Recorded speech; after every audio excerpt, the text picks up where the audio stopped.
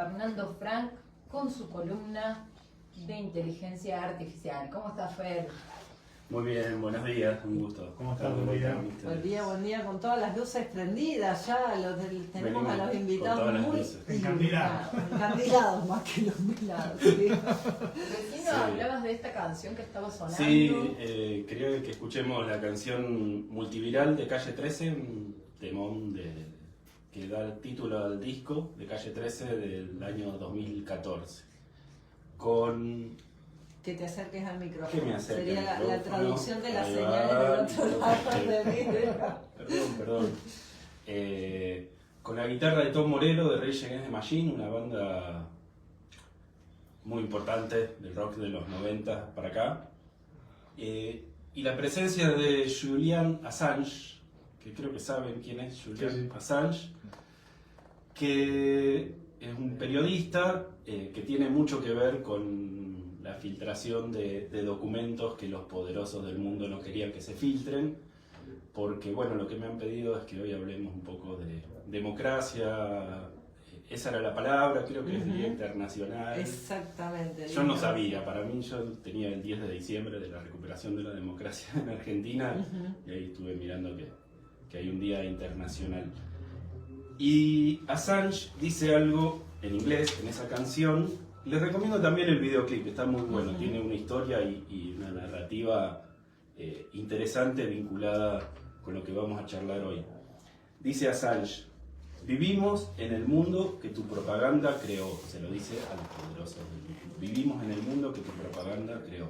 Pero donde crees que sos fuerte, sos débil. Tus mentiras nos dicen la verdad que usaremos en tu contra. Tus secretos nos muestran dónde atacar. Tus armas revelan tu miedo. Del Cairo hasta Quito, un nuevo mundo se está formando. El poder de la gente armada con la verdad. Wow. Contundente. La columna. Me parece muy importante muchas cosas del pensamiento político de esto que dice Assange. Los medios del control del pensamiento y de la vida de la gente usados en contra, como yo no sé mucho de artes marciales, pero sé que es una buena estrategia usar la fuerza del oponente en su contra. Y esta cuestión de decir, tus mentiras nos dicen la verdad que usaremos en tu contra, y tus secretos nos muestran dónde atacar. Lo de Assange revelando los secretos, en realidad no los reveló él generó un medio. Si vieron la película, ahí cuentan que fue, ¿cómo se llama? El del fantasma de Canterville, Oscar Wilde, que dijo una frase así como diciendo, dale una máscara a alguien y va a decir la verdad. Una cuestión también del juego entre la verdad y la mentira y la ficción. Un personaje puede decir muchas cosas. Entonces lo que hicieron con Wikileaks fue generar las condiciones técnicas para que quien tenga información que quiere revelar pero que no quiere quedar pegado, lo pueda hacer. Y eso fue el trabajo que hicieron, y eso permitió que se filtren y que nos enteremos un montón de cosas en Argentina también, ¿no? Y en todos los países del mundo sobre los chanchullos, principalmente los del gobierno de los Estados Unidos, pero bueno, otros también. Les decía, el otro día me fui hicimos la primera columna y me fui a mi casa pensando cómo encarar la segunda. Y yo les decía, claro, les decía que podemos pensar este capitalismo de plataformas, estas aplicaciones, esta cuestión de las supuestas inteligencias artificiales, vinculados con los distintos ámbitos de la vida. La educación, la salud, el entretenimiento, el arte, que no es lo mismo, el trabajo. Y yo tenía pensado empezar con el tema de la educación.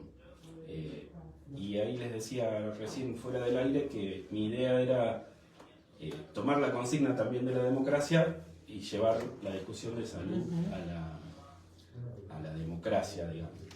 Y para eso me puse a buscar.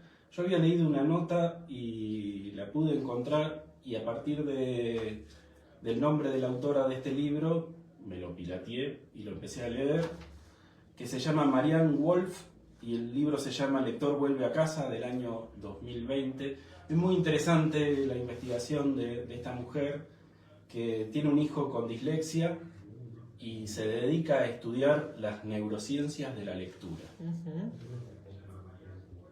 Algo medio particular, pero a la vez bastante general. Y el libro está buenísimo, está redactado en un lenguaje, porque es alguien que trabaja investigación científica en profundidad, y el libro está escrito para que lo leamos quienes no sabemos nada de cuestiones tan complicadas como cómo funciona un cerebro, ¿no? Y con las aplicaciones para la lectura. Y habla sobre lo que es aprender a leer y aprender a escribir.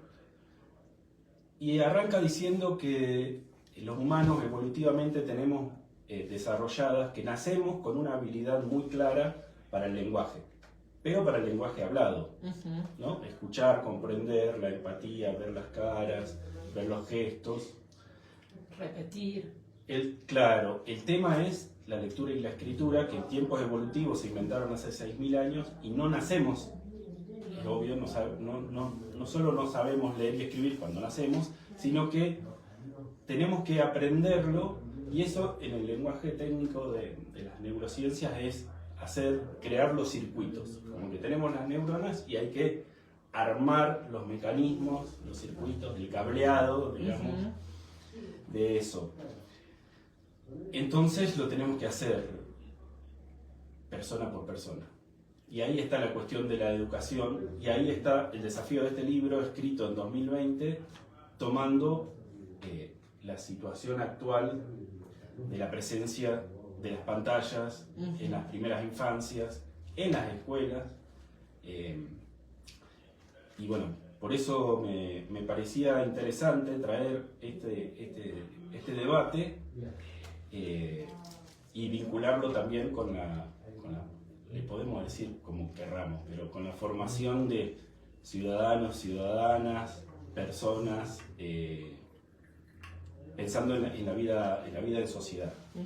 Y lo que decía en este libro es que, bueno, lo que plantean es recuperar la lectura profunda, como decir, estamos bombardeados continuamente cada vez más. Si pensamos que este libro fue escrito en 2020, todo lo que pasó de 2020 para acá es impresionante. Y lo que dice es que vivimos en un contexto de avalancha de datos caóticos, de distintas voces. Bueno, hay unos números de que los niños y los adolescentes cambian de medio 20 veces por hora cuando pueden, entonces van, o sea, la diferencia de escuchar a una persona durante un tiempo y tratar de entender lo que está diciendo, o leer un texto y tratar de entender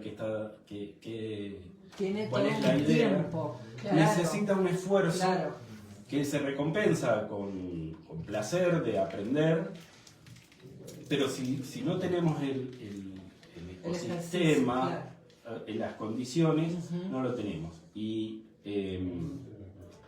no estamos al aire, cortaron el aire. Se escucha muy fuerte.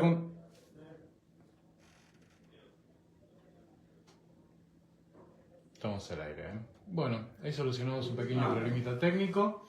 Ya estamos en condiciones de seguir. Muy bien. Bueno, dejamos tomar un vasito de agua. Estamos hablando con Fernando Fran acerca de lo que se denomina como inteligencia artificial, pero que estamos profundizando en este tema, reflexionando y cuestionándolo. Sí. Yo, ¿cómo llegué a esta discusión sobre la lectura? En el entorno educativo donde yo trabajo, ya tiene una presencia los chatbots, los GPT, bueno, los distintos, los de Gemini, el de Meta que está en WhatsApp, bueno, los distintos robots, sistemas que vos le haces una pregunta y te responde. Eso en un medio educativo, lo que dicen quienes están estudiando, y yo comparto, es que no genera aprendizaje. Lo charlé también cuando me fui de acá, yo doy clase los lunes a la tarde en una escuela, y me decía una chica que desde que usa esto está aprendiendo menos. Me lo dijo ella. Yo pregunté así en general qué opinan de esto y me dice, no está bueno. Nos está haciendo zafar de notas. También le hace zafar a los docentes algunos trabajos administrativos que se le mandan a hacer a un sistema de forma muy responsable, porque cobran por ese trabajo que no hacen y mandan algo que quizá ni llegan a leer. Y volviendo a Marianne Wolf, ella decía que la lectura profunda, la lectura con atención, con concentración, durante un tiempo suficiente para que alcance a comprender conceptos complejos, relaciones entre partes de un todo, que la recompensa venía nada más y nada menos que con la posibilidad de desarrollar la empatía, la reflexión, el pensamiento crítico, la imaginación y el pensamiento colectivo. Todo lo que te da. Capaz que no te divertís, o capaz que sí. Capaz que sí. Claro. La pregunta es, cuando estás scrolleando y viendo gente que se cae de la bicicleta, gente que se tira por un tobogán de agua y sale volando, perritos que saltan en una cama elástica, no sé, claro, que son de los videos más vistos. Todo claro, lo que estás diciendo no es casualidad. Está difícil que haciendo eso probablemente la pases bien. Lo que ellas dicen es toda la cuestión hormonal, son las hormonas. Las personas tenemos el sesgo de novedad que nos atrae, nos llama la atención, pero bueno, las hormonas que nos inundan cuando estamos haciendo eso son las hormonas del estrés, de la huida, de esa atención para la huida, no la de la atención para desarrollar, les repito, cuestiones tan importantes para una vida en sociedad y para la democracia como la empatía, la reflexión, el pensamiento crítico, la imaginación, también esta cuestión de la imaginación política vinculada a la ficción es interesante, y también estuve viendo algunas cosas de ficción vinculada a la distopía tecnológica, que es otro temón. Y el pensamiento colectivo, como poder sentirse parte de una comunidad extraña quizás, con gente lejana, con gente que se murió hace 14 siglos, por ejemplo, con gente que vive en países que no compartimos idiomas, pero nos llega un texto y podemos sentir que estamos pensando en conjunto con esa persona. Hay otras formas para hacerlo que no son la lectura, pero la lectura lo posibilita y lo genera. Y está muy interesante en el libro de ella que dice, yo estudiando eso, están escritos como cartas, dice, estaba estudiando esto y empecé a ver que la gente no se podía concentrar en una novela compleja, y dije, voy a ponerme a leer una novela compleja que me gustó, y se va a leer El juego de los avalorios de Hermann Hesse y dice, no podía entenderla. Ella misma, dice, le entró que su lectura era muchas horas, pero era contestar mail, contestar mensajitos del teléfono, llenar un papel de la universidad, y su lectura y escritura era esa, de cosas simples y cortas, y había perdido la capacidad. Entonces ella, como adicta a eso, hace su proceso de recuperación para releer una novela que ya había leído. Interesantísimo, porque además es estas cosas que nos parecen muy sutiles, muy pequeñas, pero que cuando nos damos cuenta en el día estamos tantas horas repitiendo la misma acción, ¿no? Viendo videitos cortos, los mensajitos cortos, todo. Y cuando te das cuenta, los años, y pensemos las generaciones que se han criado con la pandemia para acá, que fue un parteaguas, ¿no? La incorporación de tanta pantalla, se intensificó todo eso. Bueno, cómo lo que nos trae Fer es cómo eso impacta concretamente en nuestra vida comunitaria, en la capacidad de que tengo 5 minutos para escuchar al otro y después ya no aguanto más, o cuánto estoy pendiente de poder soportar una reunión, una asamblea, los ritmos comunitarios que son distintos, los distintos tiempos de las personas que tenemos inclusive al hablar. Bueno, todo eso se pone en juego con la incorporación de esta tecnología llevada a la vida cotidiana. Y después decía esto de necesitamos desarrollar persona a persona la capacidad de escucha y de lectura y de comprensión, ¿no? Eso es básicamente la educación, el principio de la educación, ¿no? Una parte importante, no es que sea todo, obviamente hay que aprender muchas otras cosas más, y son también importantes. Pero en lectura y escritura ella decía, con datos de Estados Unidos, evaluaron niños, niñas de creo que 4º grado, más o menos 9 años, 2/3 no tenían la capacidad de lectoescritura esperada. O sea, estamos hablando de un problema instalado grave. Y decía, bueno, ¿cuáles son las cuestiones antes de que vayan a la escuela importantes para el desarrollo no solo del lenguaje, sino de prepararse para el texto? Que te lean, claro, que te cuenten cuentos. Y yo hablaba de esto el fin de semana con mi suegra, que es jubilada docente, y me dice que te hablen. Claro. Que hablen. Que tus padres te hablen.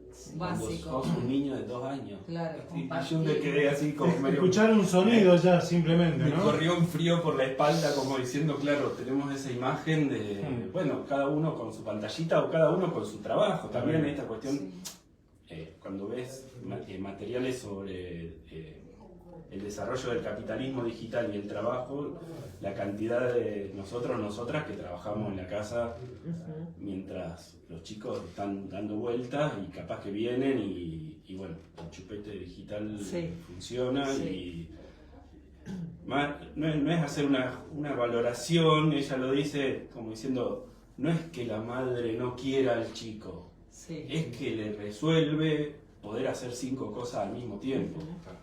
Pero tengamos en claro que en ese momento el niño o la niña no está aprendiendo. Puede ser que sea una cosa... Y después cuando ves la cantidad de horas, bueno, es un problema importante, digamos. Yo creo que fuera de sociabilizar, interactuar con demás personas, a lo que te limita también es perder la visión. Sí. Tenés todos estos factores que nos juegan en contra. Sí, cuestiones posturales. También, claro, posturales. el cuerpo, completamente. Sí, no, es más, el trastorno del sueño. Te venden ya las sillas gamer para que estés prácticamente postrado 24 horas Claro. frente a una computadora en una silla, ¿no? Ahí les decía que hoy no me peiné, pero vine preparado para la cámara, el traje para mostrar unos libros. No solo, acá por lo menos hay 3 libros. Ahí se ve la camarita. Werner Herzog, cineasta alemán, lo estoy empezando a leer, el libro de memorias, una persona que hizo documentales muy interesantes, hizo uno sobre la historia de internet, no me acuerdo ahora cómo se llama, ahora lo buscamos, y entrevista a gente que se tiene que recluir en la montaña para salir desesperadamente de su adicción a los videojuegos. Claro. Y después, bueno, una cosa muy loca también de ese documental, que entrevista a gente que que le hace mal la radiación de los wifi, del qué sé yo, y se tiene que ir a vivir a un bosque donde hay un observatorio, que por cuestiones técnicas necesitan observatorio del cielo. Necesitan que no haya ninguna radiación, entonces generan un espacio, como si fuera un parque, que se dedica a mirar las estrellas. Se fueron a vivir ahí. ¿Para qué? estar desconectada todo y arman su comunidad, sus relaciones con ninguna tecnología, claro. pero extrañan a su familia, obviamente. Claro. Bueno, capaz que tiene teléfono en línea. Capaz, no sé, puede ser. Cero celular. O una carta. O empiezan a desarrollar la telepatía. La telepatía.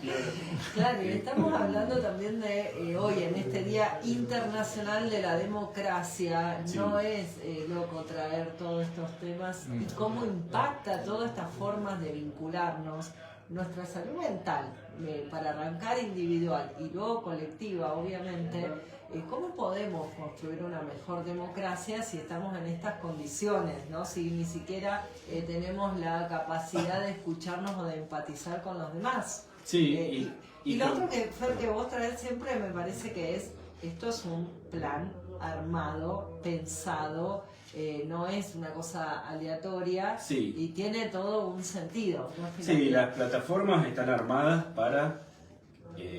hay algo que se llama capitalismo de la atención, para captar nuestra atención y tenernos el mayor tiempo posible, con la mayor cantidad de lo que llaman interacciones posibles. Entonces, eso es el objetivo. El diseño lo hicieron como lo hicieron, que nos vinculemos entre las personas. ¿Y qué pasó? La humanidad llenó eso de cosas horribles, ¿no? De cosas lindas también, pero del prejuicio, del odio, de la cuestión, de lo contrario a lo que hablábamos antes que tenemos que desarrollar. La no empatía, o sea, de cuestiones de no reflexión, bueno, y se llenó de impunidad, de eso. Las personas tenemos, yo les decía, este sesgo de novedad, también tenemos el sesgo de confirmación, y para desarrollar esto, como dice Paulo Freire, para educarnos, tenemos que hacer un esfuerzo y nos va a retribuir con un placer. No es un pero, o sea, vamos en búsqueda de placer, de comprender, pero necesitamos ese esfuerzo. No es así, es las dos cosas. Tenemos que hacer el esfuerzo y es un ejercicio y nos vamos a recompensar con estos grandes valores. ¿Qué pasa si nos quedamos en los otros espacios de la no reflexión, de la no empatía? ¿No? ¿Qué hacen estas redes? Pero también que nos puede pasar en la vida en sociedad. Nos aislamos, quedamos en lugares cómodos, conformados, que nos alimentan el ego, que nos alimentan el ego individual o de los pequeños grupos. Nos juntamos entre los que pensamos exactamente igual y perdemos relación con el pensamiento distinto. Y ahí hay una cita interesante de este libro que cita a Santo Tomás, que dice: el desacuerdo es importante, hierro con hierro se afila. A mí me hace pensar y decir, algunas discusiones que decir, ay, qué garrón estar discutiendo esto, pero con el paso del tiempo decir, qué importante entender que el que piensa diferente puede tener algo que me sirve para aprender. O sea, volviendo a pensar así en el ámbito de la educación. Sí. Tiene que haber desacuerdo, tiene que haber discusión, tiene que haber argumentación, contraargumentación, pero no cagarse trompada, ni decirse cualquier cosa, ni... El intercambio de ideas, claro. Como decía, el pensamiento crítico, ¿no? Poder desarrollar, escucharse. 3 libros trajo Fernando Fran aquí, uno ya nos mostró. Yo soy media socia de la biblioteca Fran. Ha recibido por esta. Sí. El apoyo mutuo, un factor de evolución de Kropotkin, un libro del siglo XIX en discusión con las ideas de Darwin, que tiene un prólogo de Matías Blaustein, que es de Buenos Aires, que es biólogo y licenciado en filosofía, que lo podemos entrevistar alguna vez, una persona que yo lo conocí porque cruzamos algunas llamadas, algunos mensajes, pero tuvimos una semana en Rosario en junio con el Congreso de Salud Socioambiental, y él escribe el prólogo. Un libro que habla diciendo, Darwin hablaba de la competencia, pero hablaba de la cooperación. Los que lo simplificaron a Darwin después se quedaron con la cuestión de la competencia, entonces él desarrolla el apoyo mutuo como factor de evolución. Interesante. Y este otro, que lo compré acá en Sacha Libros, yo leo mucho pirateado, tengo el aparatito ahí, pero también cuando puedo me compro libros. Simondon, Historia de la noción de individuo. Los liberales piensan que el individuo es lo primero que existe y que la comunidad se arma y se desarma. Hay otra pila de pensadores a lo largo de la historia y culturas que dicen la comunidad es lo que existe y el individuo vemos que es, no es una entidad, es una pregunta, es un problema. Existen los individuos en la medida que cada persona o cada cultura lo plantea. Es una pregunta filosófica interesante. ¿Te pareció interesante el contenido? Escanea el QR y suscríbete.